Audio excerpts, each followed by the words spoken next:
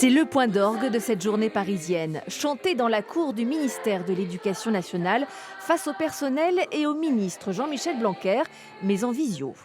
J'en ai écouté beaucoup des chorales du ministre, et même avant, et franchement, j'étais toujours épaté par ce que vous faites.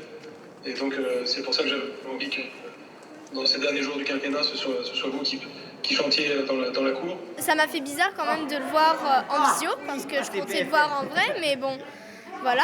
C'était vraiment très très bien. Très impressionnant, un peu intimidant aussi. Que M. Blanquer nous parle, c'était aussi un vrai...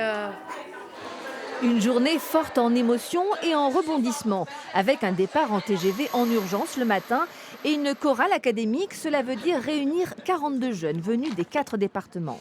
Je partais en récré et j'ai croisé mon prof de musique qui m'a dit Tiani, dépêche-toi, va chercher du coup mes camarades, donc Mano et Jeanne, du coup, qui sont avec moi au lycée, et il m'a dit ça y est, c'est parti, on part. Ce concert parisien était prévu, mais pas ce départ précipité. Le chef de chœur règle au passage une petite note de billet, 3 000 € pour ce premier trajet. Le rêve se poursuit dans la capitale où, pour patienter, les jeunes ont droit à une visite des lieux, avec notamment la bibliothèque du Second Empire.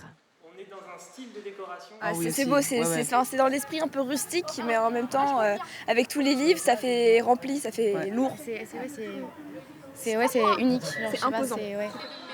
Quelques heures plus tard d'attente, au frais dans le jardin du ministère, à Cadeau-Cœur monte sur les marches pour entonner 30 minutes de récital, emmené par un chef de chœur particulier. Moi, en tant qu'inspecteur, c'est ici où les valeurs qui sont les miennes, qu'on porte d'éducation, d'accompagnement de ces jeunes, de les faire grandir, d'être ici, c'est une belle reconnaissance. Les jeunes seront-ils là de nouveau pour la vraie passation de pouvoir? Mystère, mais ils seront plus sûrement en concert prochainement dans la région.